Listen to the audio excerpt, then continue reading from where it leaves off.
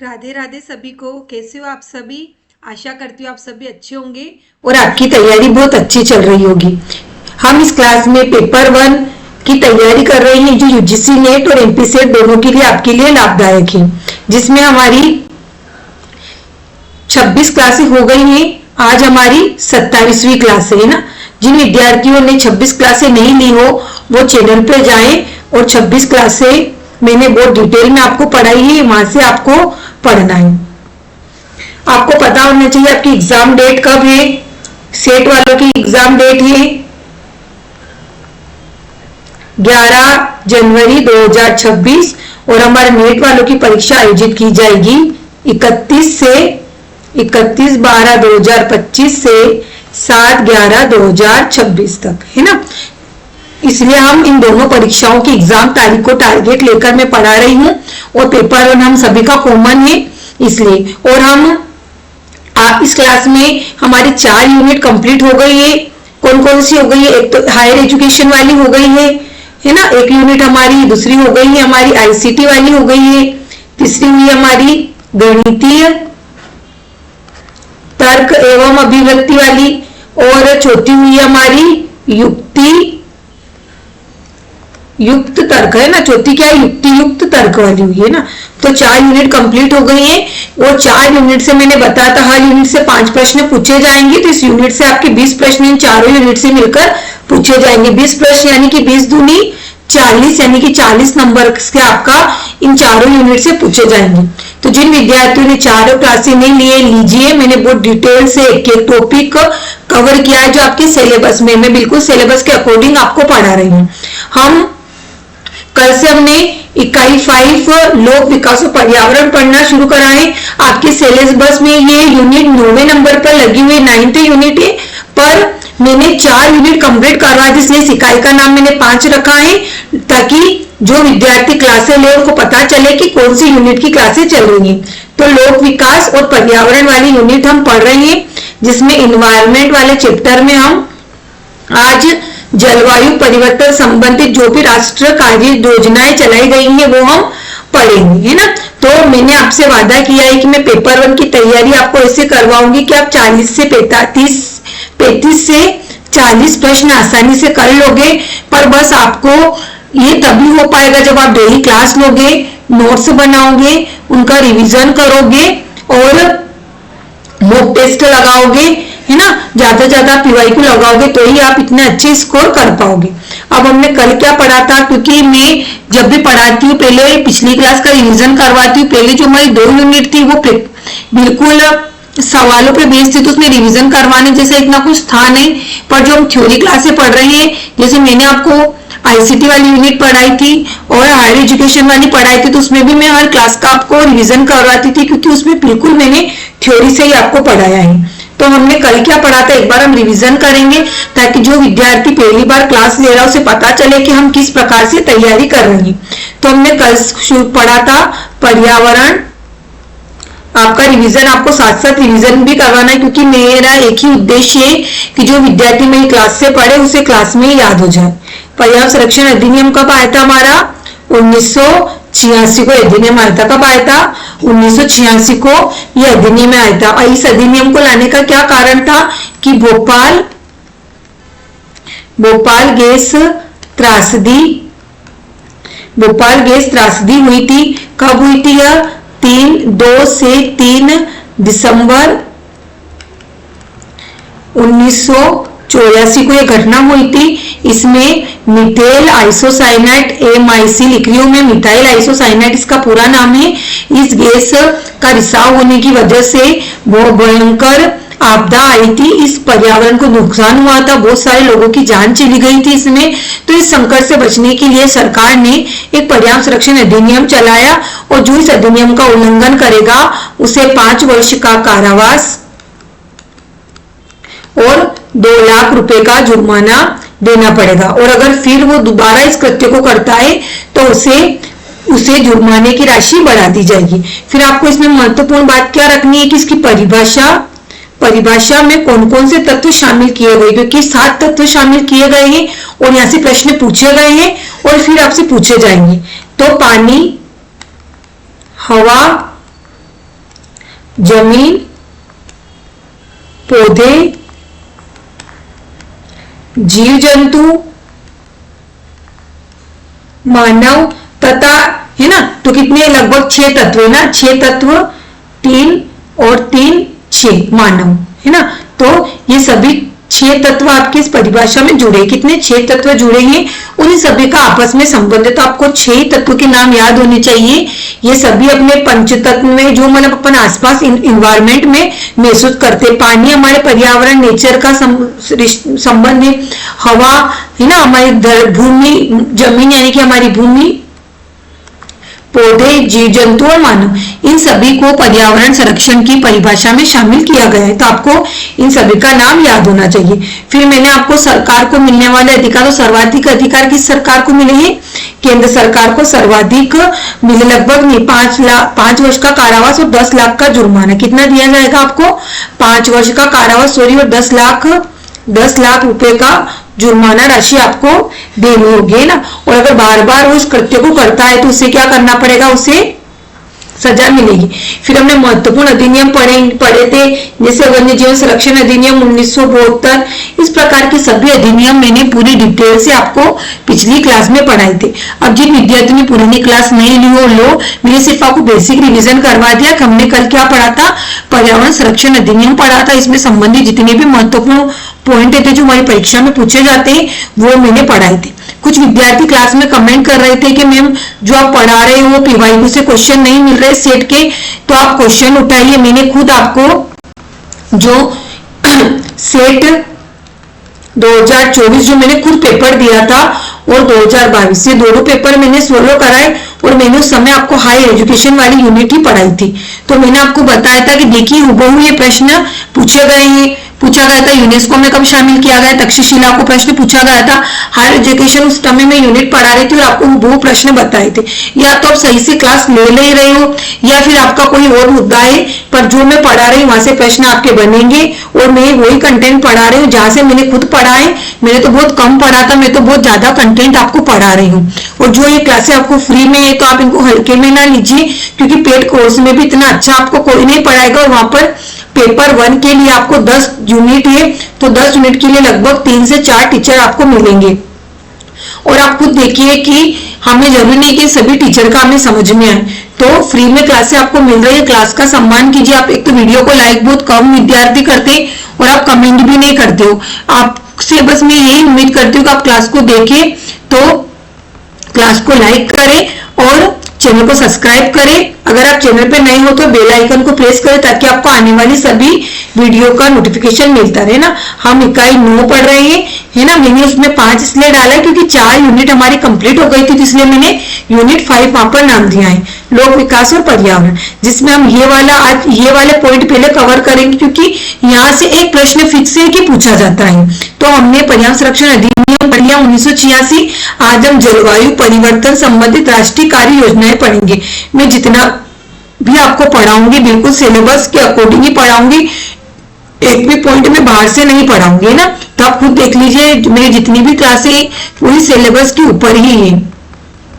अब हम पढ़ रहे हैं जलवायु परिवर्तन पर राष्ट्रीय कार्य योजना NAPCC। तो आपको याद फुल फॉर्म पता होना चाहिए कि NAPCC का पूरा नाम क्या है, जलवायु परिवर्तन पर राष्ट्रीय कार्य योजना। एक प्रश्न आपका यही बन गया है ना, क्योंकि फुल फॉर्म से भी प्रश्न पूछे गए। आपको मैंने जब सेट का पेपर करवाया था तो मैंने कितने ही प्रश्न आपको फुल फॉर्म के बताए थे। जिन विद्यार्थियों ने वो पेपर हल नहीं कराए वो जाकर करिए, तो आपको पता चलेगा किस प्रकार के प्रश्न पूछे जाते हैं। जलवायु परिवर्तन से संबंधित राष्ट्रीय योजनाएं भारत में यूजीसी ने पेपर 1 है ना, और MP सेट पेपर 1 दोनों के लिए ही ये क्लासें और ये जो भी पढ़ाऊंगी मैं, क्योंकि दोनों का सिलेबस समान है। और मुझे आपसे मुझे पता है कि जो विद्यार्थी सेट का पेपर देगा वो यूजीसी नेट का पेपर भी जरूर देगा। या तो मैं चाहती हूँ कि आप नेट को टारगेट लेकर पढ़े, तभी आपका सेट क्वालिफाई हो पाएगा, क्योंकि नेट का पैटर्न और सेट का पैटर्न अब समान है। पहले पेपर आसान आते थे, अब कंपटीशन बढ़ गया है।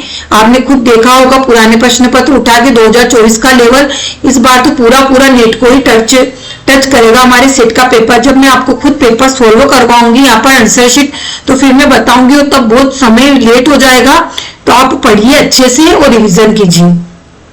भारत में जलवायु परिवर्तन क्लाइमेट चेंज से निपटने के लिए राष्ट्रीय स्तर पर योजना और मिशन बनाए गए, वो सबसे महत्वपूर्ण है ना। तो जो मिशन बनाए गए वो सबसे महत्वपूर्ण है।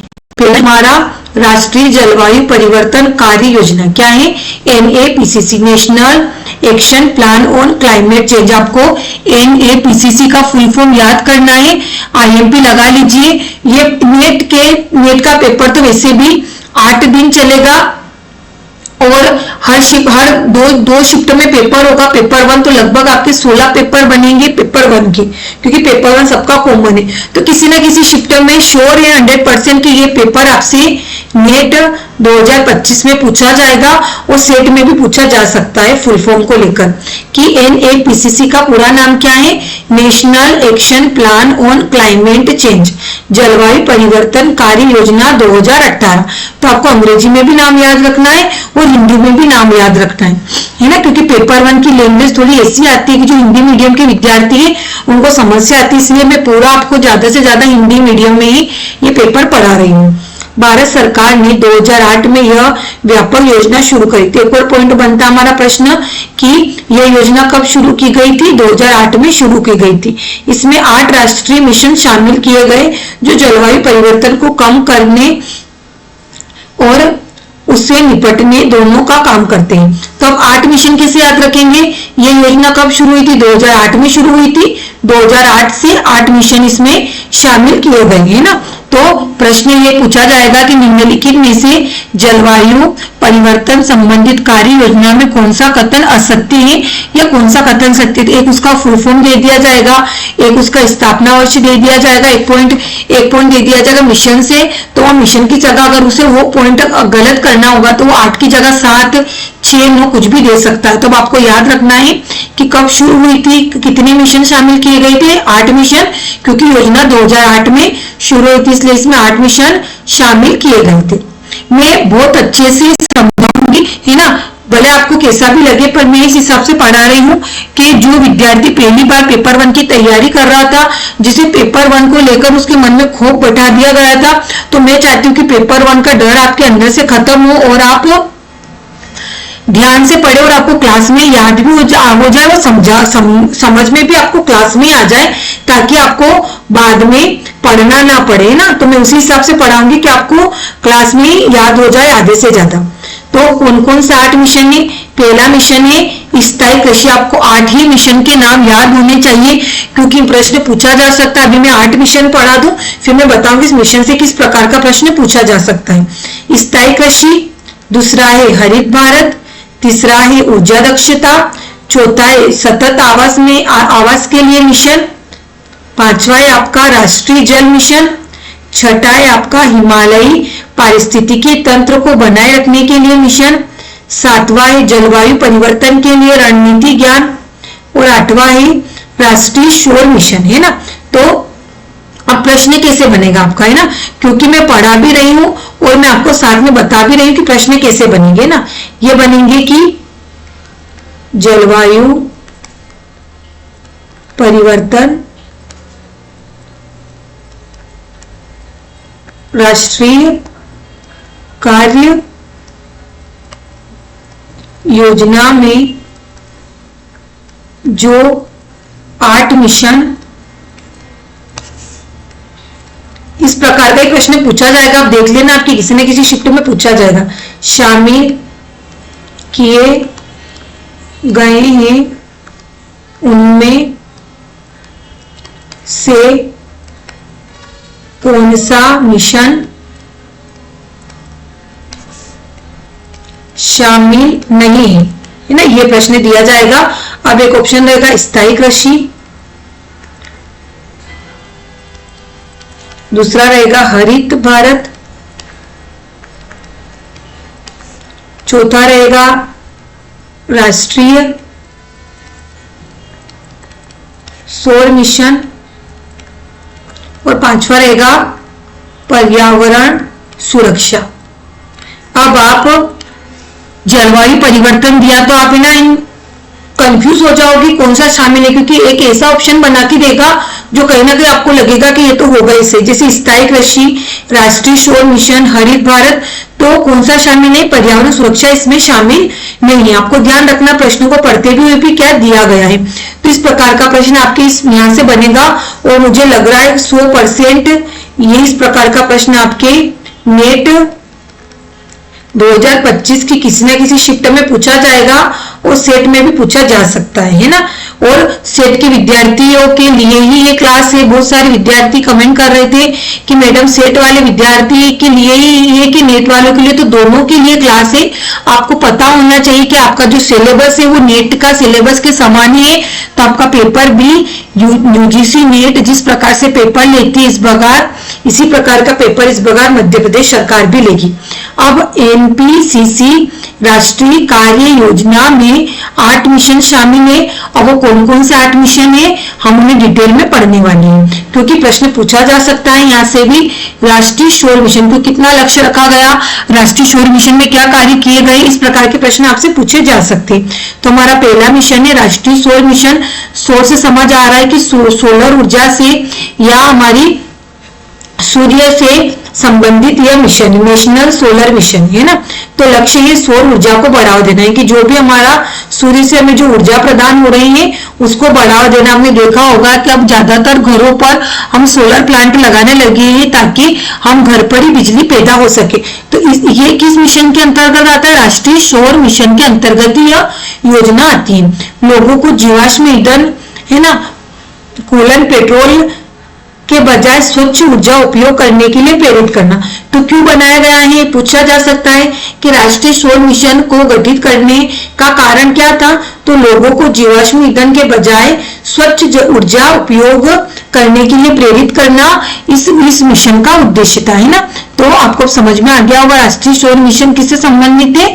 सौर ऊर्जा को बढ़ावा देने से संबंधित है ना। तो भारत के राष्ट्रीय सौर ऊर्जा मिशन आपने देखा होगा कि घरों के ऊपर जहाँ बड़े से बड़े मैदान होते हैं, जहाँ डायरेक्ट सूर्य का प्रकाश ज्यादा मात्रा में होता है, वहां पर बड़े बड़े सोलर प्लांट लगाए जाते हैं ना। हमने देखा होगा गुजरात में बहुत बड़ा अपने भारत का सबसे बड़ा सोलर प्लांट लगाया गया है। अब तो हर व्यक्ति अपने घर के ऊपर भी सोलर प्लांट लगा रहा है। तो जिन विद्यार्थियों के घर के ऊपर सोलर प्लांट लगा हुआ है वो विद्यार्थी मुझे कमेंट करें कि हाँ मैडम हमारे घर के ऊपर सोलर प्लांट लगा हुआ है ना। जिन भी विद्यार्थियों के घर के ऊपर अगर सोलर प्लांट है तो विद्यार्थी मुझे कमेंट करेंगे कि आपके घर पे सोलर प्लांट लगा हुआ है कि नहीं लगा हुआ है। अगला मिशन है इसमें राष्ट्रीय ऊर्जा दक्षता मिशन। क्या है? NMEEE national mission for इनेल्ड energy efficiency है ना। तो आपको NMEEE का फुल फॉर्म भी याद होना चाहिए। उद्देश्य है कम ऊर्जा में अधिक काम। क्या है? राष्ट्रीय ऊर्जा दक्षता मिशन का उद्देश्य है कि कम ऊर्जा में अधिक काम करना। क्या है? कम ऊर्जा में। तो आपको इसका फुल फॉर्म भी याद होना चाहिए कि national mission for इनेल्ड energy efficiency है ना। तो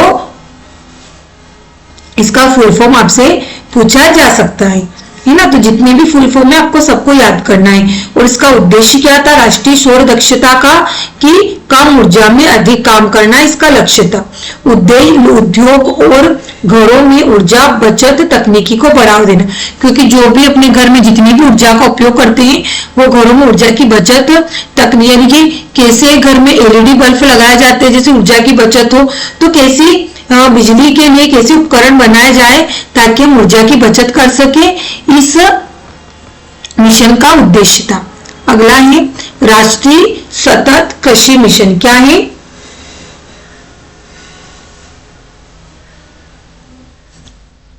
राष्ट्रीय सतत कृषि mission national mission for sustainable agriculture है ना। तो राष्ट्रीय सतत कृषि मिशन आपको फुल फॉर्म याद होना चाहिए। कभी पूछ लिया गया कि NMSA का फुल फॉर्म क्या है? National mission sustainable agriculture. तो किसान को जलवायु परिवर्तन से प्रभावित मौसम, सूखा, बाढ़ से बचने के उपाय, अधिक टिकाऊ और कम पानी वाली खेती की तकनीक है ना। तो आपको 8 मिशन के नाम तो याद होने चाहिए, क्योंकि लगभग आपको उन नाम से संबंधित ही उनके उद्देश्य रखे गए हैं। अब आपको इसमें महत्वपूर्ण पॉइंट याद रखना है। राष्ट्रीय जल मिशन, नेशनल वाटर मिशन, अब इसका लक्ष्य क्या है? 20% पानी की बचत। अब आपसे पूछा जा सकता है कि राष्ट्रीय जल मिशन का लक्ष्य कितने प्रतिशत पानी की बचत करना है? 10%, 20%, 40% कि 50%? तो हमें पता है कि 20% पानी की बचत करने का इसमें लक्ष्य रखा गया है। इस प्रकार के प्रश्न आपसे पूछे जा सकते हैं। जल संसाधनों को कुशल प्रबंधन पर जोर देना राष्ट्रीय जल मिशन का उद्देश्य है। अगला है हमारा राष्ट्रीय हिमालयी पारिस्थितिकी मिशन। क्या है? राष्ट्रीय हिमालयी पारिस्थितिकी मिशन।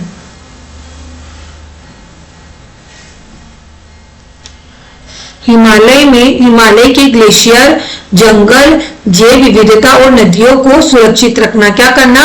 जो हिमालय के ग्लेशियर है, जंगल है, जैव विविधता, आपने देखा होगा कि गर्मी बढ़ती जा रही है, कार्बन डाइऑक्साइड की मात्रा बढ़ती जा रही है, उससे जो हमारे ग्लेशियर है, बर्फ है, वो पिघलते जा रही है।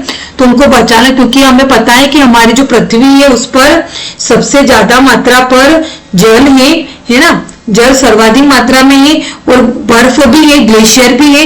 तो अगर वो ग्लेशियर पिघल जाएंगे तो पूरी पृथ्वी जलमग्न हो जाएगी।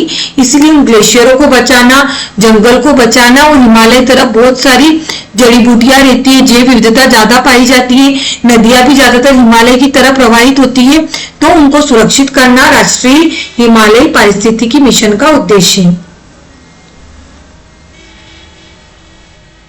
जलवायु परिवर्तन से ग्लेशियर के पिघलने की समस्या का समाधान करना। तो जो ग्लेशियर की पिघलने की समस्या है उनका समाधान करना इस मिशन का उद्देश्य है।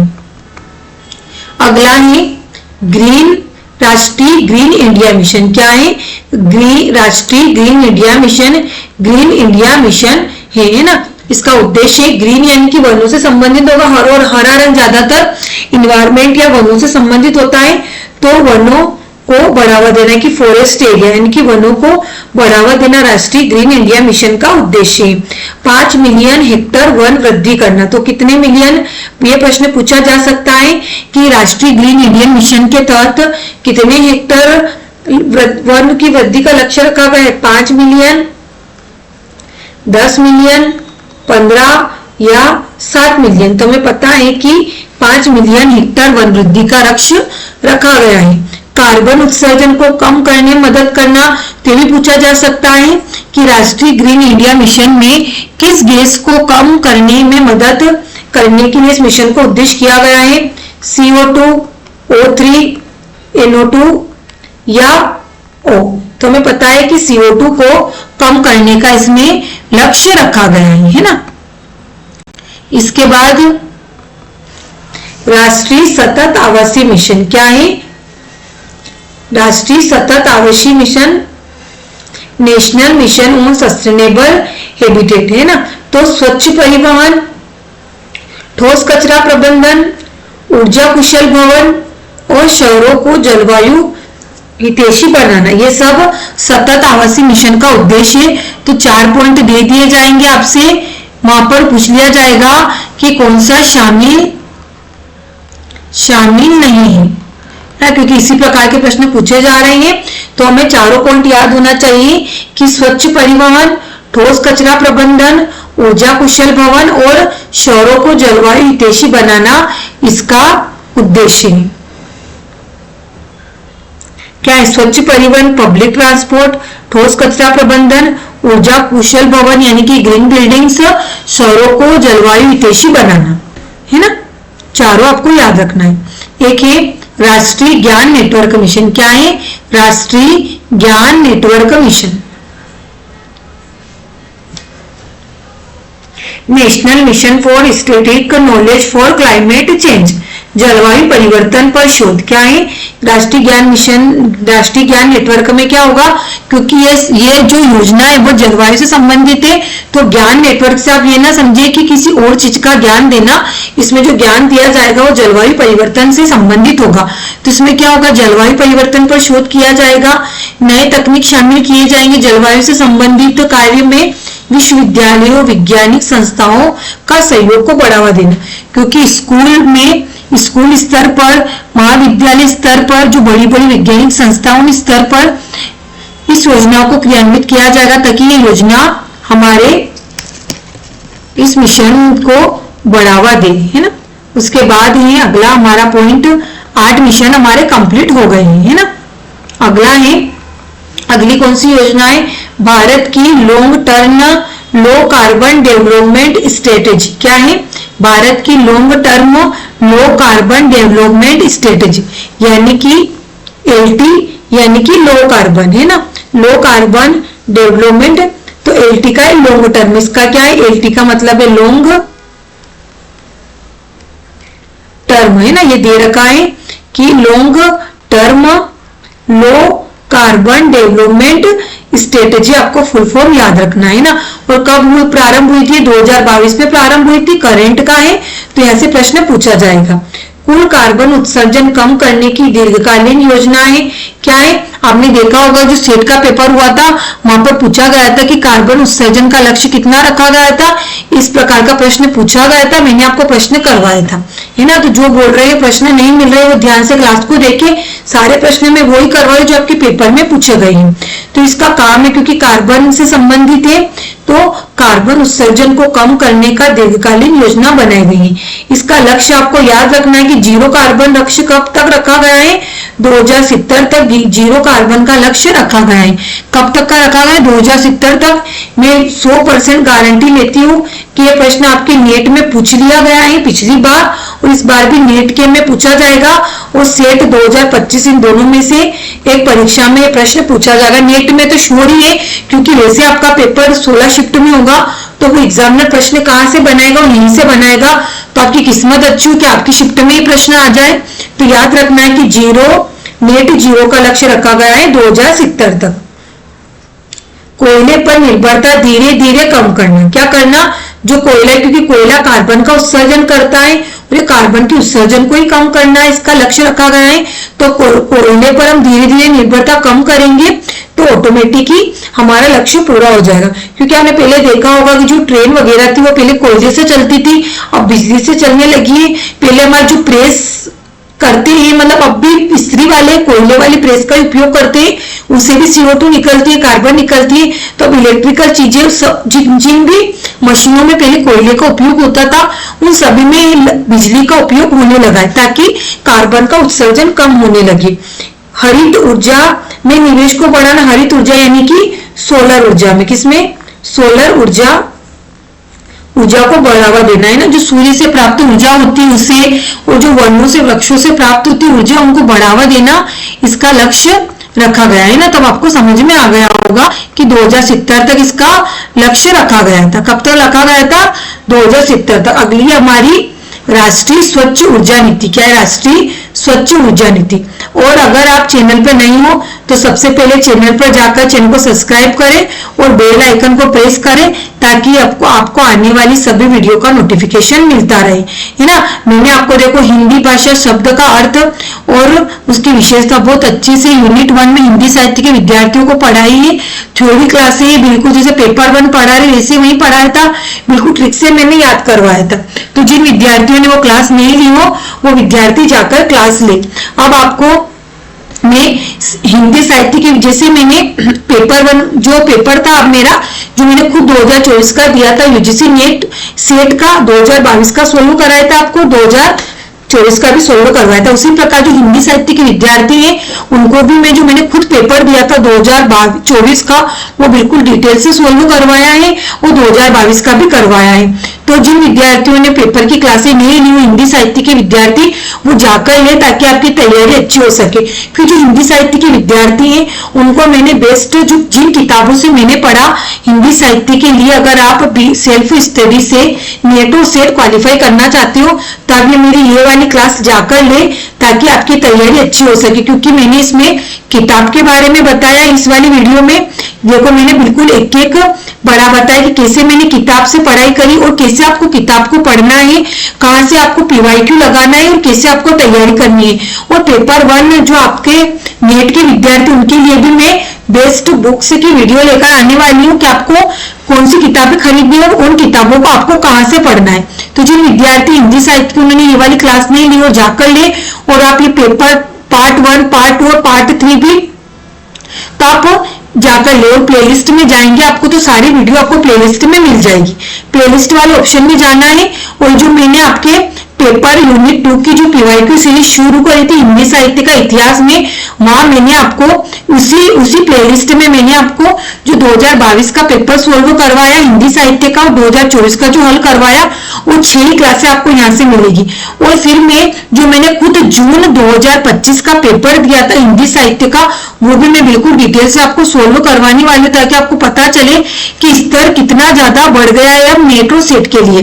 फिर पेपर 1 की जो विद्यार्थी तैयारी कर रहे हैं, पेपर 1 सबका कॉमन है, तो आपको सारी क्लासें इस वाली प्लेलिस्ट में मिल जाएगी। 34 क्लासें हो गई। 34 क्लासें इसका मतलब ये है कि पेपर 1 से संबंधित जितनी भी मैंने वीडियो बनाई है वो सारी आपको यहाँ पर मिलेगी। और जो बुक्स की मैंने वीडियो बनाई हिंदी साहित्य की, वो भी आपको इस वाली प्लेलिस्ट में मिल जाएगी।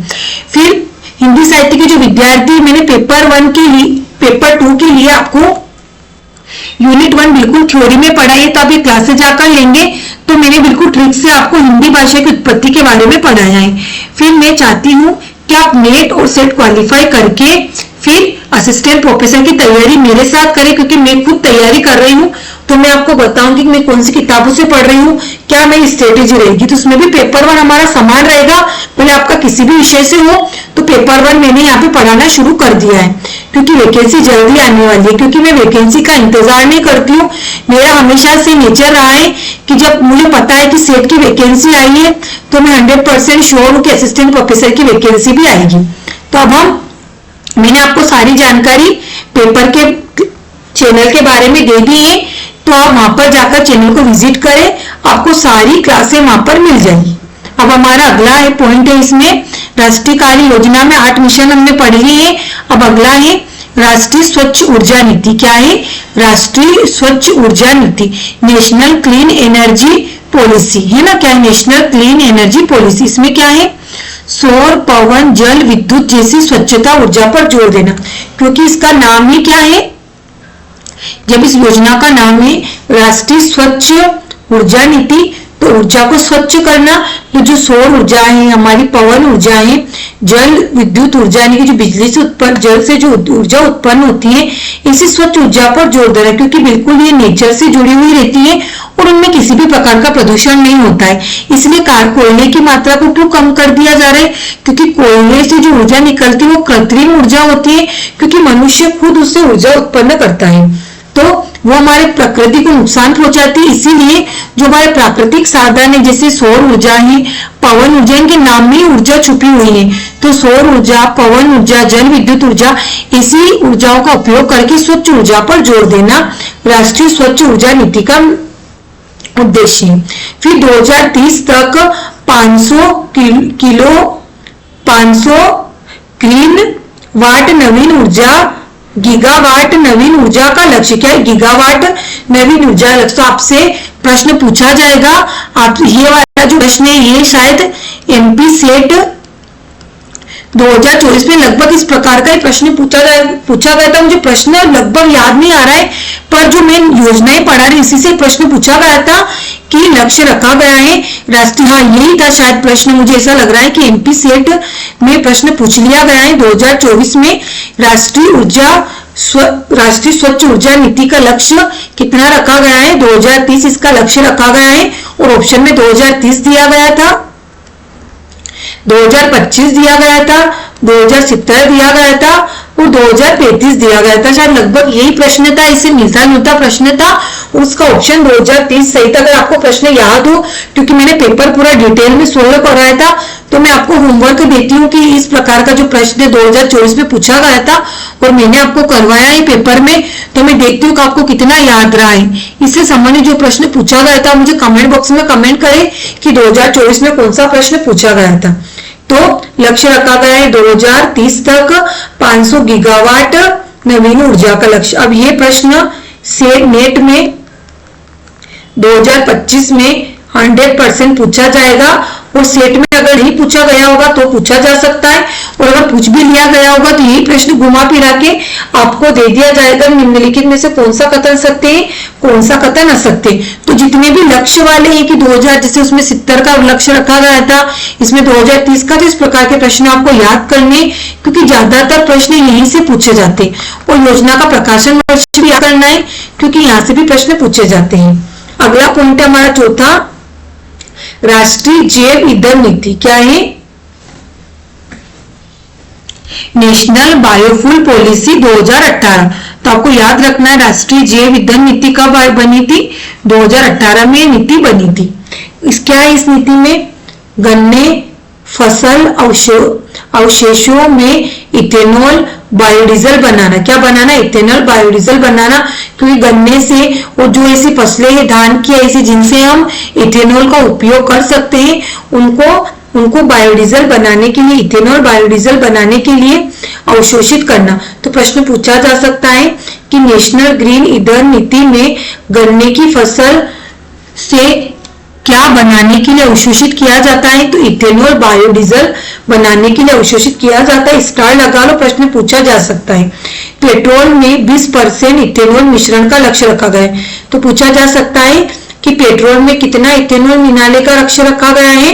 इथेनॉल मिलाने का, तो इथेनॉल ये इसलिए रखा गया है कि इथेनॉल 20%, तो ऑप्शन रहेगा 20%, 40%, 30% या 50%। तो हमें याद होना चाहिए कि 30% इसका लक्ष्य रखा गया था। लक्ष्य संबंधित प्रश्न पूछे गए हैं और पूछे जाएंगे, है ना।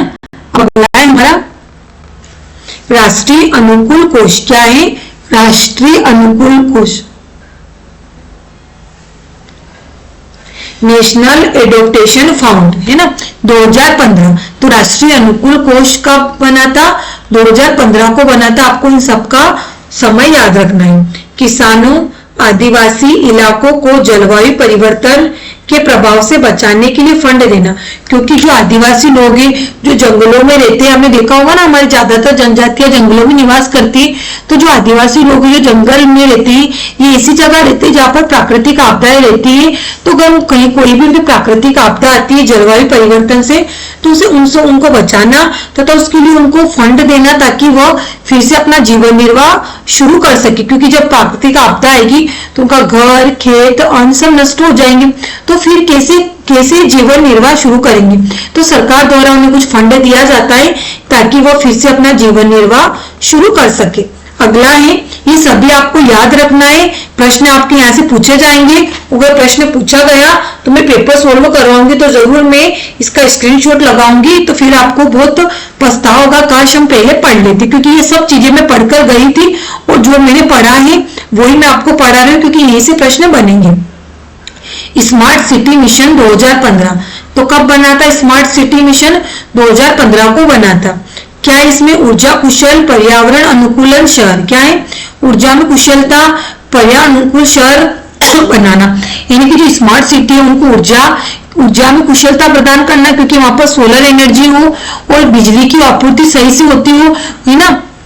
फिर पर्यावरण के अनुकूल शहर को बनाना ताकि वहां पर पर्यावरण प्रदूषण ना हो, और जो भी व्हीकल उपयोग किए जा रहे हैं वो सोलर एनर्जी से चलते हो या फिर वो सीएनजी से चलते हो। हमने देखा होगा सीएनजी वाले भी हमारे बड़े बड़े शहरों में पेट्रोल पंप लगाए जा रहे थे। वो क्यों? क्योंकि वो चाहते कि शहरों को स्मार्ट शहर बनाया जाए, वहां के प्रदूषण को रोका जाए। फिर स्वच्छ हवा, स्मार्ट परिवहन, अपशिष्ट प्रबंधन। तो क्या इसका लक्ष्य स्वच्छ हवा बनाना उस शहर में, उसे स्मार्ट परिवहन बनाना। स्मार्ट परिवहन कैसे बनेगा कि जो भी परिवहन या तो वो इलेक्ट्रिकल परिवहन यूज करे या फिर परिवहनों में ज्यादा से ज्यादा सीएनजी का उपयोग करे।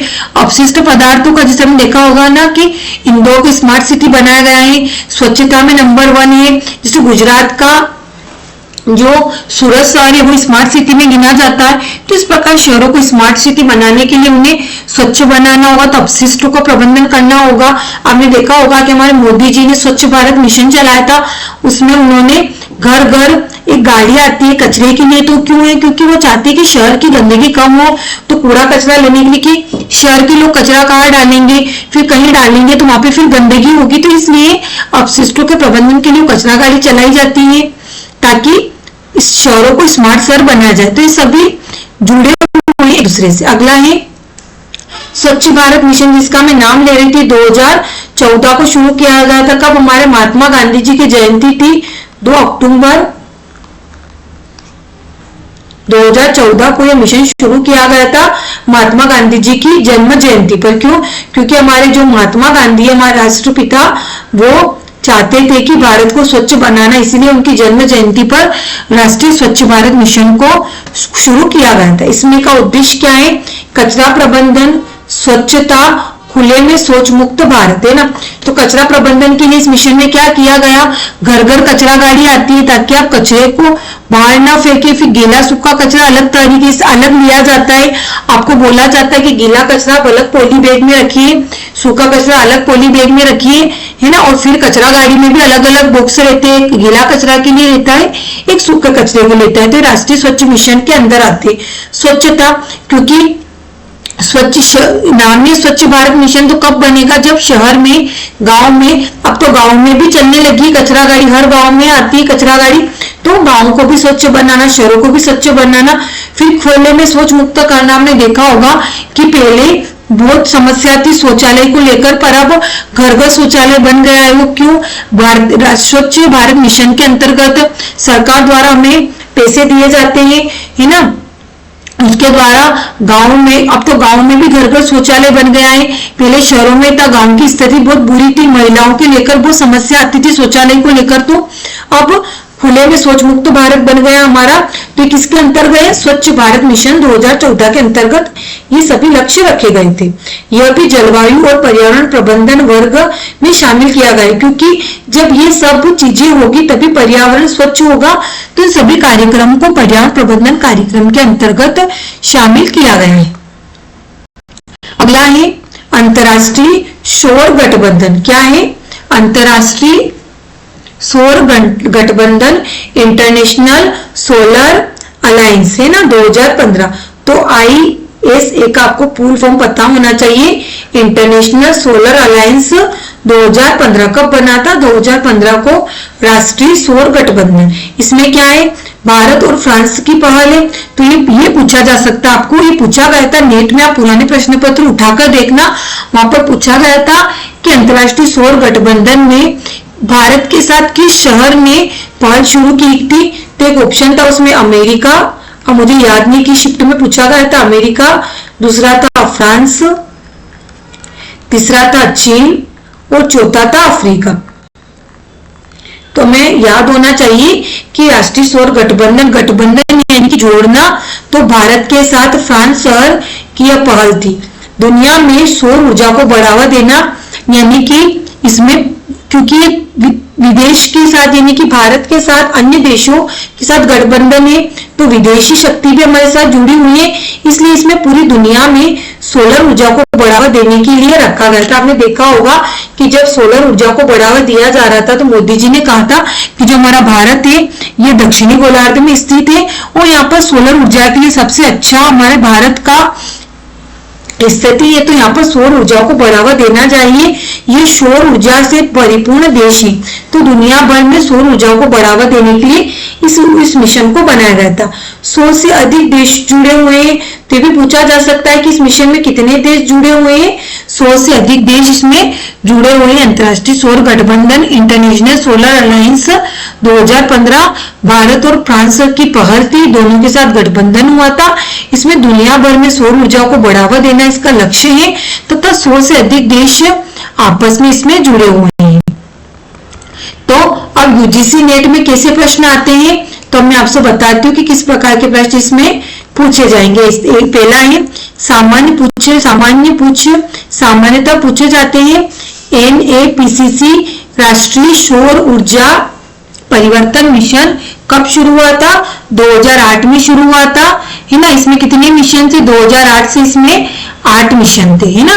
कौन से मिशन सौर ऊर्जा से जुड़ा हुआ है, ये पूछा जाएगा कि कौन सा मिशन सौर ऊर्जा से जुड़ा हुआ है। तो ये NAPCC मिशन सौर ऊर्जा से जुड़ा हुआ है ना। इस प्रकार के प्रश्न पूछे जाएंगे।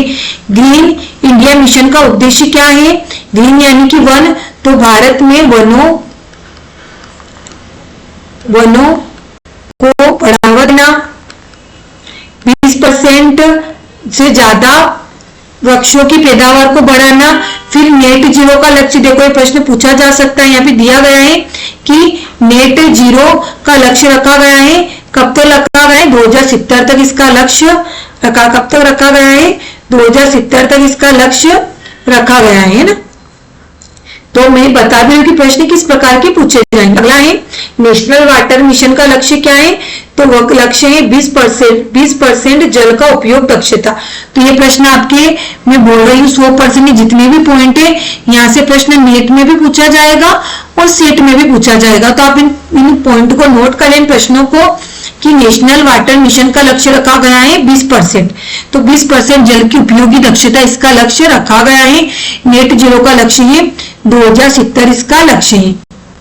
तो जलवायु परिवर्तन तो एक बार जरूर देखिए राष्ट्रीय कार्य योजना। तो अभी हमारा नेचर ऐसा है, हमें पता है कि आने वाले समय में गर्मी भी बढ़ेगी, पेड़ पौधे नष्ट हो जाएंगे, पानी नहीं रहेगा, तो अब दुनिया खत्म होगी। तो दुनिया पूरी, यहाँ पर ग्रीन है तो दुनिया पूरी लाल हो जाएगी, पूरी जल जाएगी गर्मी से। तो ये आ रहा है, तो इसीलिए आप पेड़ लगाएं। आपने देखा होगा कि पेड़ पौधे लगाने के लिए योजना चलाई जाती है, तो आप एक पेड़ लगाएं। पता है कि एक पेड़ मां के नाम योजना चलाई गई है। तो हमने देखा होगा कि हमारे जो गांव है वो अभी पलायन होते जा रहे, गांव भी बढ़ते जा रहे हैं। तो हम देखा होगा गांव के लोग बाहर बसने लगे, गांव से बाहर मकान बनाने लगे। तो मकान कैसे बनेंगे? जब पेड़ पौधे हम काटेंगे, है ना, वृक्षों को काटेंगे तो हमारे मकान बनेंगे। वृक्षों काटेंगे तो खेती के लिए हम जमीन खरीदेंगे। बड़ी बड़ी इंडस्ट्री खड़ी की जा रही है, तो वहां पर वृक्षों को काटा जा रहा है। आपने देखा होगा मेट्रो, इंदौर में भी मेट्रो सिटी बन गई है, भोपाल भी मेट्रो सिटी बन गई मध्य प्रदेश में। तो देखा होगा कि मेट्रो सिटी बनाने के लिए आसपास के जितने भी पेड़ थे वो काटे गए हैं। तो इससे क्या हो रहा है? अब वृक्ष काट रहे हैं तो आपको वृक्ष लगाना भी है।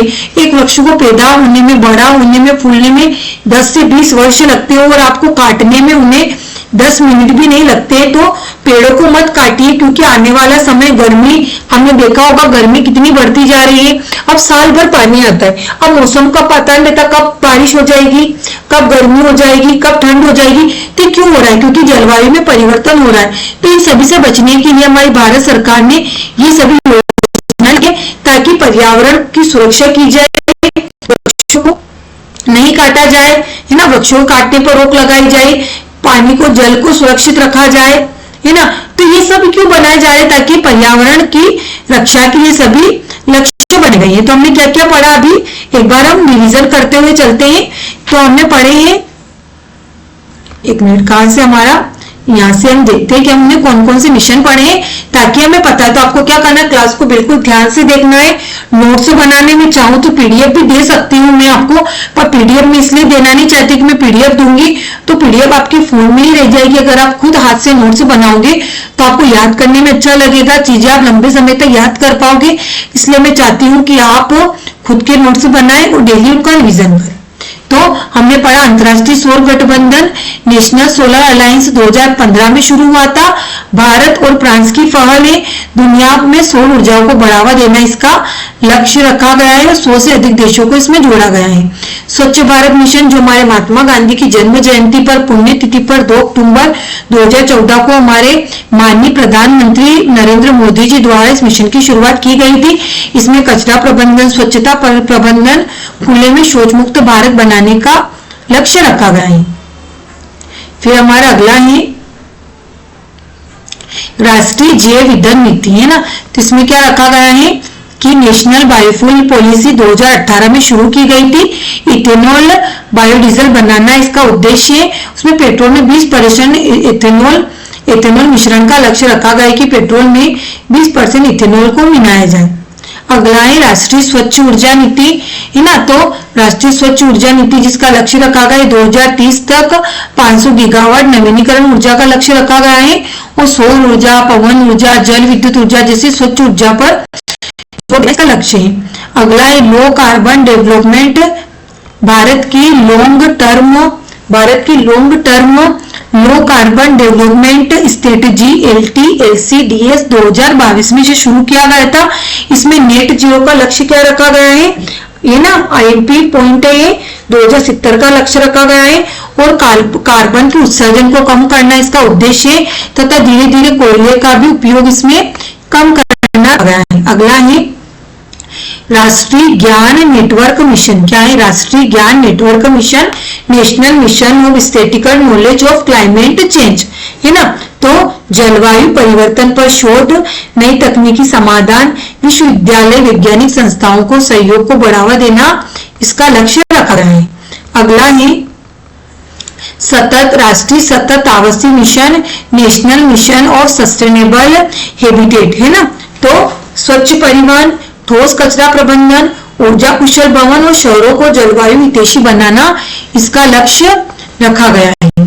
अगला है राष्ट्रीय ग्रीन इंडिया मिशन। क्या है राष्ट्रीय ग्रीन इंडिया मिशन? जिसमें वनों को बढ़ावा देना तथा 5 ट्रिलियन हेक्टेयर वन वृद्धि का लक्ष्य रखा। कितना रखा गया है? 5 ट्रिलियन वन वृद्धि का लक्ष्य रखा गया है और कार्बन उत्सर्जन को कम करना, क्योंकि जैसे जैसे पेड़ पौधे बढ़ेंगे कार्बन का उत्सर्जन कम होगा। राष्ट्रीय हिमालय पारिस्थितिकी मिशन, है ना। राष्ट्रीय वन जल मिशन, राष्ट्रीय सतत ऊर्जा मिशन, राष्ट्रीय ऊर्जा दक्षता मिशन, भारतीय राष्ट्रीय सौर ऊर्जा मिशन, फिर ये राष्ट्रीय सौर मिशन। तो ये 8 राष्ट्रीय मिशन हमारे इसमें शामिल किए गए हैं। एक बार और एक नजर में ना 8 मिशन को देखते हैं क्योंकि ज्यादातर प्रश्न हमारे यहीं से बनेंगे। तो पहला है स्थायी कृषि, हरित भारत, ऊर्जा दक्षता, सतत आवास के लिए मिशन, राष्ट्रीय जल मिशन, हिमालय पारिस्थितिकी तंत्र को बनाए रखने के लिए मिशन, जलवायु परिवर्तन के लिए रणनीति ज्ञान, सौर ऊर्जा मिशन, स्थायी कार्बन, ये सब लक्ष्य इसके रखे गए हैं ना। मैंने भी बताया कि प्रश्न किस प्रकार से पूछे जाएंगे। तो आपको याद रखना है कि जलवायु परिवर्तनकारी योजना NEPCC को कब शुरू किया गया था? 2008 में इसे शुरू किया गया था और इसके 8 लक्ष्य 8 मिशन रखे गए हैं। तो मैंने बिल्कुल आपको सिलेबस के अकॉर्डिंग पढ़ाए हैं। अब कल हम मॉन्ट्रियल प्रोटोकॉल, रियो सम्मेलन, जैव विविधता सम्मेलन पढ़ेंगे। ये मोस्ट IMP, तो कल की क्लास बहुत महत्वपूर्ण है। आने वाली टॉपिक की ये क्लास आपको लेनी है, सारी क्लासें महत्वपूर्ण है। आपको देखो मैं खुद पूरा आपको आज मैंने जलवायु परिवर्तन संबंधित अंतर्राष्ट्रीय कार्य योजना पूरी डिटेल से पढ़ाई, बिल्कुल वैसे पढ़ाया जैसे पेड कोर्स में पढ़ाया जाता है ना। पर आपको बिल्कुल फ्री में, क्योंकि मुझे पता है कि मैं खुद मिडिल क्लास बैकग्राउंड से आती हूँ। मुझे पता है कि एक जो विद्यार्थी रहता है वो कितनी चुनौतियों से लड़ता है अपने जीवन में, और हमें पता है कि इसके कोर्स बहुत महंगा चल रहा है। कोर्स भी लेने के बाद भी पेपर 1 कहीं ना कहीं सही प्रकार से टीचर नहीं पढ़ाता है ना, क्योंकि मैंने खुद मेरा अनुभव रहा है जो मैं शेयर कर रही हूँ आपसे। तो फ्री में आपको इतना अच्छा कंटेंट मिल रहा है तो आप भरोसा कीजिए, मैं जो पढ़ाऊंगी वहां से आपके प्रश्न बनेंगे। जब आपका पेपर होगा तो आपको खुद यकीन होगा, पर आपको रिविजन करना होगा। और मैं बार बार बोल रही हूँ आपको मॉक टेस्ट लगाने, कहां से लगाने, आपको टेक्स्ट बुक का पास परचेस कर लीजिए, वहां पे आपको पीवाईक्यू मिल जाएंगे सभी वर्षों के, और वहां पर बिल्कुल पेपर का जो पैटर्न है बिल्कुल वैसा है जो आपके नेट में पूछा जाता है और सेट में पूछा जाता है। इसके बाद आप केवीएस मदान की बुक ले सकते हैं, जो कि थ्योरी बुक नहीं लेनी है, आपको पीवाईक्यू की बुक लेनी है, जिसमें आपको लगभग 10 वर्ष के पीवाईक्यू तो आपको सोल्व करने ही होंगे, 10 से 5 साल के, वो भी अभी रिसेंट वाले, क्योंकि आपने देखा होगा कि जो नेट का पेपर है वो लगभग 8 से 10 दिन चलता है, अलग अलग शिफ्ट में होंगे, तो आपको हर 6 महीने में, जैसे 2025 में जून में हुआ था, तो लगभग आपको 10 पेपर, 10 से अभी भी 16 शिफ्टों में आयोजित किया जाएगा, तो आपको 16 पेपर इसी के मिल जाएंगे, तो लगभग आपको 15 से 16 पेपर मिलेंगे। तो आपको क्या करना है, 2024 और 2025 और 2023 जितने भी पेपर 1 के पेपर हुए, जैसे यहाँ पर जून में हर साल 2 बार पेपर होता है, हमारा जून में होता है और दिसंबर में होता है, तो लगभग 30 पेपर आपको यहाँ मिल जाएंगे, 30 पेपर आपको यहाँ मिल जाएंगे और 15 पेपर 16 पेपर आपको यहाँ मिल जाएंगे। तो अगर आप इतने पेपर भी लगा लेते हो, और कोई बड़ी बात नहीं, ज्यादा समय नहीं लगता है पेपर लगाने में, तो आप अच्छा स्कोर कर पाएंगे पेपर 1 में। मैंने भी ऐसे ही करा था, तो आप लगभग 25 से अगर 40 प्रश्न भी कर लेते हो तो आप बहुत अच्छा स्कोर पेपर 1 में कर लो। इसलिए मैं डेली आपको बताती हूँ कि आपको कैसे तैयारी करनी है ना।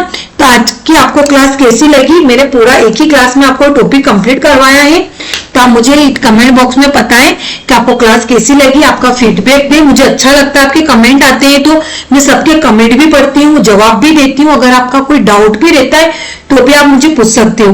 आप किस विषय से नेट की तैयारी कर रहे हो ये बताएं। अगर हिंदी साहित्य की हो तो आप लिखिए कि हिंदी साहित्य की, और हिंदी साहित्य के विद्यार्थियों के लिए तो अच्छा है कि मैं दोनों पेपर आपको पढ़ा रही हूँ। तो जिन विद्यार्थियों ने हिंदी साहित्य के, उनको मैंने 2022 और 2024 का पेपर बिल्कुल डिटेल से एक एक ऑप्शन अच्छे से सोल्व करा है। तो अगर आप ये दोनों पेपर 3 क्लासों में कंप्लीट करा है, 3-3 क्लासों में, क्योंकि 100 क्वेश्चन है, तो अगर आप ये 6 क्लासें करते हो तो आपकी तैयारी बहुत अच्छी हो जाएगी। और जो मैंने जून नेट का पेपर दिया था 2025 का, वो भी मैं हिंदी का आपको सोल्व करवाने वाली हूँ। तो हिंदी साहित्य के विद्यार्थी, तो अगर आप 3 पेपर, ये भी 3 क्लासें होगी आपकी, तो अगर आप 9 क्लासें ले लेते हो तो मैं लिख के देती हूँ कि आप हिंदी साहित्य में लगभग, हम पेपर हल नहीं करते, हम पूरा ही सिलेबस का रिवीजन हमारा वो 100 प्रश्नों में हो जाता है, क्योंकि 10 यूनिट हम इसमें कवर करते हैं। तो अगर आप 9 क्लासें ले लेते हो 2022, 2024 और 2025 की, मेरे खुद के पेपर की, क्योंकि मैंने खुद समझाया है कि मैंने क्या गलतियां करी, ये भी मैंने पेपर में आपको बताया कि आप ये गलती ना करें, और कैसे आप कठिन प्रश्नों को भी अगर आप दिमाग से करेंगे तो आप आसानी से कर ले जाएंगे। तो अगर आप ये 9 क्लासें ले लेते हो तो आप कहीं ना कहीं 25 से 30 प्रश्न आसानी से हल कर लोगे। और 25 से 30 प्रश्न हल करना नहीं, अगर आप 25 प्रश्न भी हल कर लेते हो, 25 प्रश्न भी आपके सही हो जाते हैं 9 क्लासों से, तो आप 50 नंबर आपके कहीं नहीं गए। 50 नंबर बहुत मायने रखते हैं पेपर इसमें, है ना। तो मैंने आपको वादा किया कि मैं हिंदी साहित्य पूरा तो आपको यूट्यूब पे नहीं पढ़ा पाऊंगी, क्योंकि सिलेबस बहुत बड़ा है, इसमें लगभग हमको ज्यादा समय लगेगा। तो मैं आपको 60% यूट्यूब पे फ्री में पढ़ा दूंगी, आपको तैयारी बस 40% की करनी है। और पेपर 1 तो मैं आपको पढ़ा ही रही हूँ। तो हिंदी साहित्य के विद्यार्थियों से मेरा निवेदन है कि आप चैनल पर जाएं, आपको सारी क्लासें वहां पर मिल जाएगी। और जो पेपर 1 के, उनको तो मैं पढ़ा ही रही हूँ, क्योंकि मैं आपको आपके विषय का नहीं पढ़ा सकती, पर पेपर 1 में इतनी तो हेल्प कर सकती हूँ मैं कि आपका एक पेपर में थोड़ा बर्डन कम कर सकूं, है ना। तो अब हम मिलेंगे अगली क्लास में। आज की क्लास कैसी लगी आप मुझे कमेंट करें, वीडियो को लाइक करें। आप लाइक नहीं करते हो, क्लासेस देखते बहुत ज्यादा विद्यार्थी, पर लाइक बहुत कम आता है ना। तो लाइक से क्या, मुझे पैसे नहीं मिलते, बस मुझे मोटिवेशन आता है आपके लाइक करने से। मुझे ऐसा लगता है कि आपको मेरी क्लास अच्छी लगी, है ना। तो हम मिलेंगे अगली क्लास में। सकारात्मक रहिए, जो पढ़े डेली वो रिविजन कीजिए। धन्यवाद, राधे राधे।